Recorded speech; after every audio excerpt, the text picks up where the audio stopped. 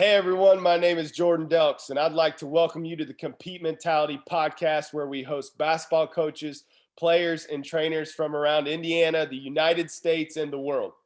Our mission is to motivate, educate, and lead others in their faith, basketball, and personal journey to compete, which we define as doing what God is calling you to do, even when it's hard. No matter what stage of life you're in, we are all called to compete.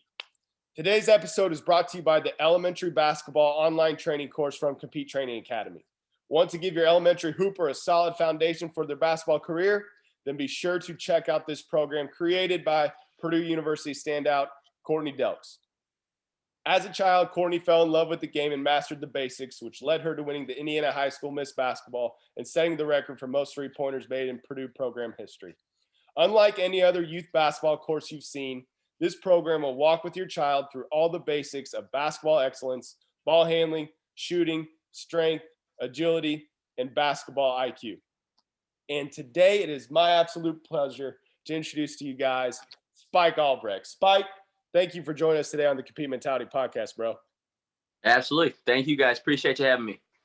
Man, so this guy's like one of the most interesting men in the entire world, and has so many stories from the University of Michigan, from Purdue University, where that's a blood brother to me. Us Purdue Boilermakers take care of each other. And I just am so excited to dive in to Spike. Spike, tell us a little bit about how you got to where you are today, man. Yeah, so born and raised in Crown Point, Indiana, up in Northwest Indiana. Fell in love with the game of basketball from a young age, man. I have two older brothers, younger sister. We are just absolute basketball junkies. So have had a basketball in my hands since probably, the age of 3 or 4. Knew from about middle school, maybe freshman year of high school, that I wanted to play college basketball, play at the next level. I had an older brother who played Division I. So I just worked. And, if you know me, but if you look at me, I don't necessarily look like a basketball player. High school, I was 5'10", 5'11", 150 pounds. Pretty much told my whole life I wasn't big enough, wasn't good enough. But playing against older guys like my brothers, always kind of had that chip on my shoulder and just tried to find a way. So I was fortunate enough to end up at the University of Michigan, get a full ride scholarship. I had bilateral hip surgery my senior year at Michigan, transferred to Purdue, which was awesome, man. And one thing you talked about was just like the brotherhood at Purdue. Man, I was there for 1 year. Unbelievable experience. They take care of their own. So that was a great year for me. But bounced around a little bit after school, got into the corporate world trying to figure out what was next. All I ever really knew was basketball. Sure. I was in medical sales doing all sorts of stuff. But, God's led me back to what I love to do. And I'm back up in Northwest Indiana doing some basketball training and enjoying every minute of it.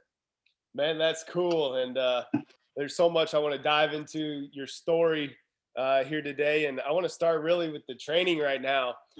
Tell us a little bit about your training philosophy. So like a hooper comes to Spike. Tell us about what they'll receive and kind of what to expect. Yeah, man. When I'm training kids, I call it practice with a purpose. I feel like a lot of kids just go out and go through the motions, jack up shots, do crazy stuff that doesn't necessarily translate to games. For sure. So I'm much more interested in like the attention to details and, working on things that you're actually going to be able to do in games. So don't get me wrong, we do, especially, myself being a former point guard, we do lots of ball handling and, one-on-one moves, things like that. But I'm super into the fundamentals. I like anybody who's seen me play, from college, and I played at a pretty high level. Like I wasn't super flashy. I didn't have a crazy array of basketball moves, but I was super efficient, took care of the basketball. I could make shots. So I'm much more interested in doing things that'll translate, to the next level at high school or college, and just helping players understand the why. I think a lot of kids do things and don't necessarily know even why they're doing it, like whether it's footwork or whatever it may be. So I always try to like relate it back to, hey, here's what we're doing and here's why we're doing it and how it's going to help you. And there's a lot of different philosophies. Everybody's, I'm not saying mine's perfect, but it helped me get to where I was. So just trying to share some of that knowledge and passion for the game to the next generation. Absolutely, man. And that's so cool to hear you say that. And Hoopers up in Northwest Indiana take advantage of this guy right here. He couldn't be more right. I love hearing that you're doing game speed, game type situations, and really focusing on the fundamentals, man. Basketball is basketball, but understanding the purpose and the why that Spike's talking about is absolutely everything. Spike, I got a lot of Hoopers right now that would love to have the career that you did. That would love to get that scholarship, to love to play Division I basketball. Tell us a little bit about your recruiting process and how you got to Michigan, and kind of just that whole prep school year and all that. Yeah, absolutely, man. So, my junior and senior year up here in Crown Point, I was playing well, putting up good numbers, having good seasons, but kind of going back to what I said earlier, necessarily didn't pass the eyeball test is what I was told. Sure. So I had no Division I offers after my senior year, really like hardly any offers. Like I remember even getting like D2 or NAIA schools to look at me. They were just like, yeah, he's good, but he's small. And I was like, and there's good basketball up. I mean, there's a lot of guys, who played Division I in my conference. Yep. Mitch McGarry, Glenn Robinson, like some big names. And, absolutely. Yeah, I mean, I was like, what the heck is going on? Like, I'm playing well against these dudes. Why is nobody seeing this? But I, at the time, my brother was out at Brown, the Ivy League school out in Rhode Island. Yep. And his coaches were a little bit interested, but they were just kind of like, we got to take a better look at him. So they kind of recommended this prep school to me, which was Northfield Mount Herman. They hit up the prep school coach, and that's kind of how that works. Like with the prep school world, these coaches hit up these prep schools, right, and kind of like say like, hey, here's a guy you should maybe look at type deal. Yep. So my prep school coach name's JC John Carroll hits me up. And it was a lot different back then, like 8 or 10 years ago. Prep school wasn't what it is today. For sure. But like, dude, I finished my senior year. I was MVP of the conference up here. And I seen dudes all around me going playing college basketball Division I. And I'm like, I'm better than these cats. I was like, well, I was like, everyone was telling me like, dude, just go to IU or Purdue, just go to school. And I was like, forget that. I was like, I'm a hooper. Like I want to go try to like, live out my dream. And that was the best decision of my life. Like, I'm so glad I bet on myself and continue to chase my dream. So I went out to prep school for a year, and it was still difficult. Like not a lot of people were recruiting me. At the end of the year, same thing, having a really good season. Our team was nasty. We beat the number 1 overall prep school team in the country, which was Brewster, who had like 4 or 5 NBA guys on it. At the end of the year, my only 2 offers were Appalachian State and then Michigan. Michigan came on super late. I think they offered me in April. But I remember at Coach Beeline's house on my official visit, he sat me down and he was like, dude, you're either going to get me fired or you're going to make me look like a genius. And I was like, well, I hope I don't get you fired. So he offered me on the spot in his living room. I accepted it. Literally right there. He was like, take some time to think about it. I was like, Coach, I done my thinking. I was like, I'm coming. I was like, I'm good.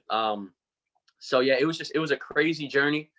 But kind of going back to what I said earlier, like especially for all the young kids out there, like I'm so glad. A lot of people tell you what you can or can't do. I'm so glad like I just, kind of blocked out the noise and, had my self-confidence and knew what I was capable of, chased that dream. Cause my life would be entirely different if, I just went to IU or Purdue for school. So Hooper listening to this podcast right now, that is a powerful, powerful message, to not let anyone else's opinions affect how you believe in yourself. And that's the confidence you need to have in yourself to be a successful hooper. And that is just such powerful testimony that Spike has. No matter what people told him, no matter how big the odds were against him, he just believed in himself and he just kept working. And he ended up having some pretty unbelievable moments in his college playing career. Most notably, he had a pretty big game in the national championship. I believe he had 17 points. Is that right? Mm-hmm. 17 points in the national championship game. Balling out on those dudes. Kind of tell us, man, like, what was it like going off in that game and what was going through your mind? You know, man, it was crazy. Just first of all, like the whole experience of being in a national championship, like that stuff you dream of, you know, growing up. I would have never imagined, you know, playing in a national championship game. So that whole season, that whole experience leading up to the Final Four was just an absolute whirlwind. But I remember kind of going into that game, you know, I had been playing really well, like the back half of the season and like earning more minutes. Now, granted, I was playing behind Trey Burke, who was National Player of the Year.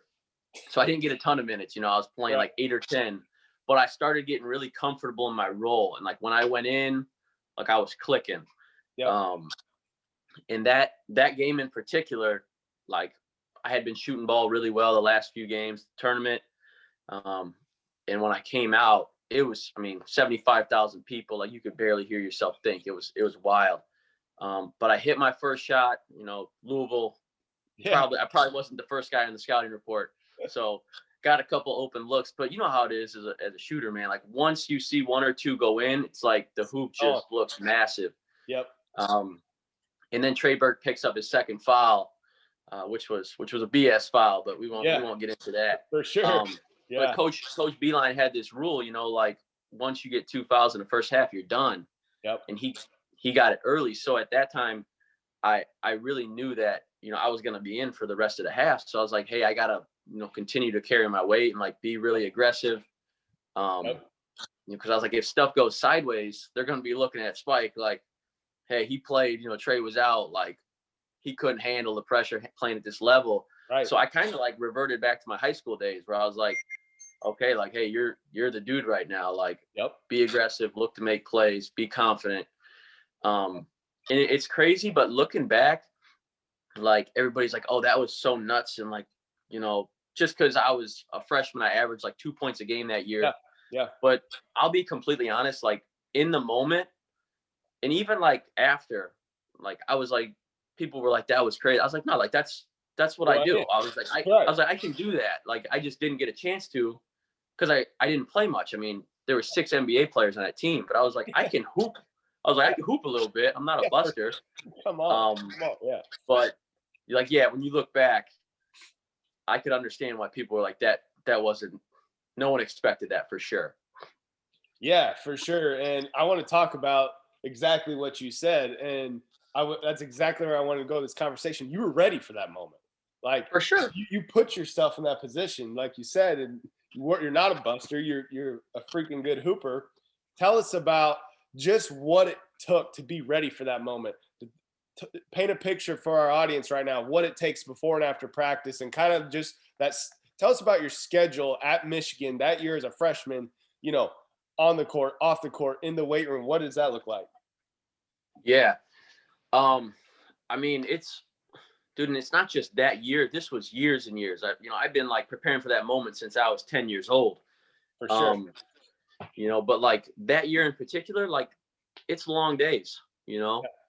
There are no shortcuts. And like everybody, you know, I've had millions of people telling me like, oh man, like I would have like traded anything in the world to be in your position. And I was like, dude, you say that, but you don't know like what the grind is like in college basketball.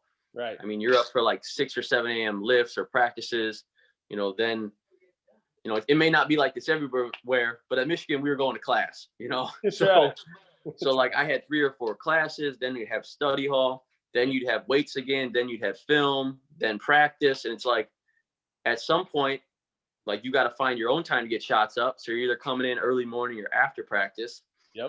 Like I remember there was days I was leaving my apartment, you know, 7, 8 a.m. I wasn't getting home till 8 or 9.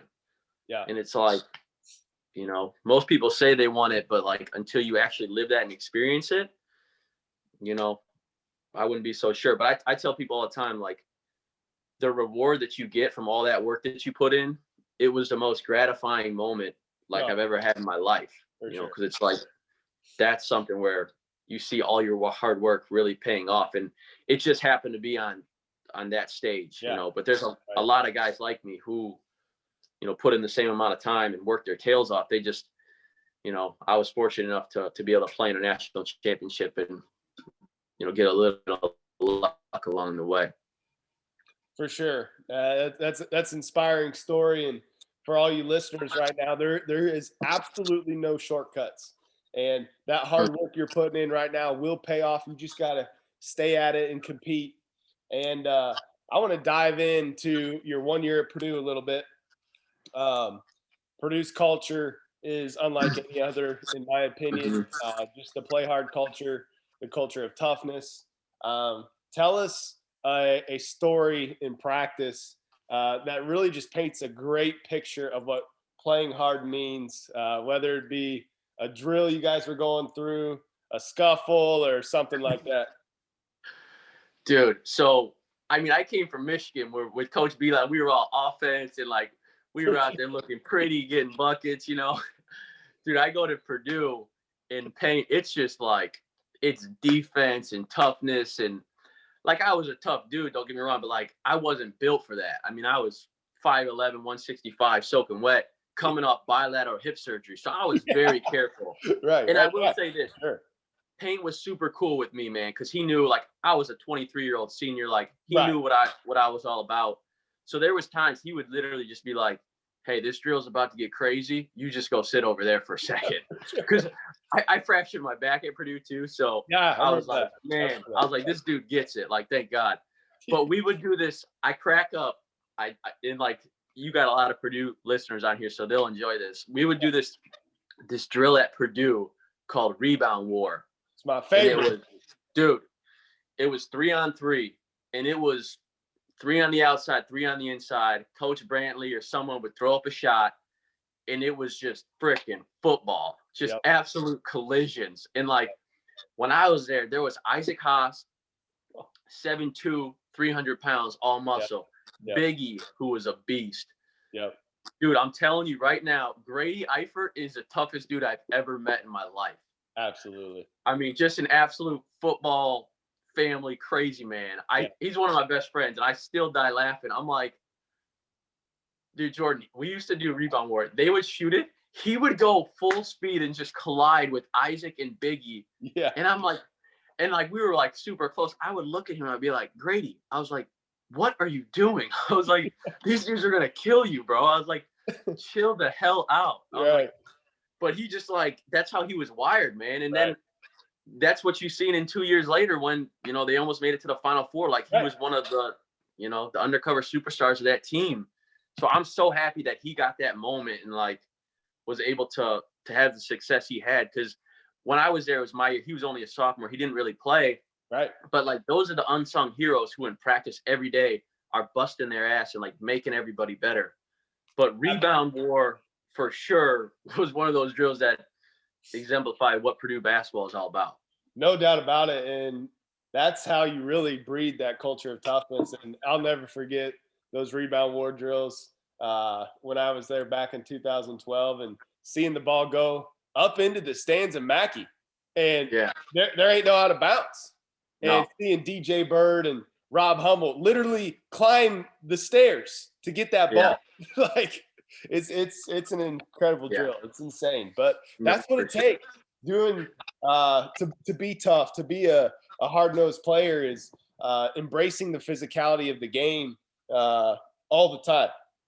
And so 100%. Spike, tell our listeners know that competing is doing what God calls you to do, even when it's hard, and just inspire our listeners a little bit about it.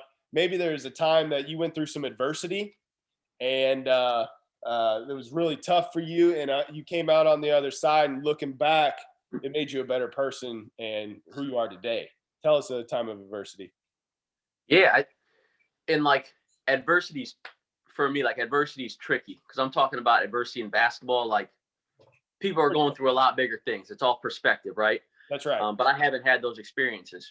For me, My big basketball adversity experience was my senior year at Michigan. I had bilateral hip surgery.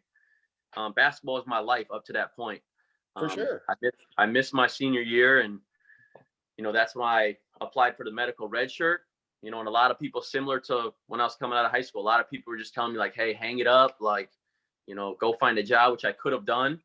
But I just remember telling myself like, no, like I want to get back out there and just, I want to finish my career on my own terms. So that's when I applied for the red shirt. I ended up at Purdue.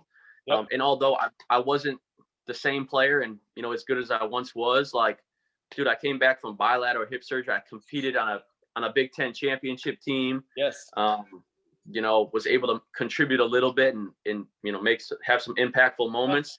Absolutely. And like more than anything, it was just for me, like that mental hurdle is like, no, like, hey, we're going to see this out and, you're going to finish it on your own terms, don't kind of like what I said earlier, like I'm not listening to what other people are telling me. This is what I want to do. I'm going to do it and I'm going to finish it out. And it was like another one of the best decisions I made in my life because I ended up at Purdue, made some unbelievable relationships and, got to be there for a year with Coach Paint and his staff and, yep. Met some of my best friends there. So that's just, for me, another thing about not giving up and just persevering. If you say you're going to finish something, do it. Man, and listeners, we're seeing a theme in Spike's life, like, okay, whether it's in high school, not getting a scholarship, going to prep school, always being told he was too small, going through a serious surgery where a lot of people retire and hang up the shoes after a surgery like that, and saying, nah, and just keeping at it and fighting. And like that, this is an incredible testimony of toughness. And so whatever you're going through, listener, right now, whatever hurdles you're trying to overcome right now, keep at it. Spike kept at it and he got through the other side and made him a better person. You will do the same for yourself right now, here and now. Keep competing. Keep doing what God calls you to do, even when it's hard.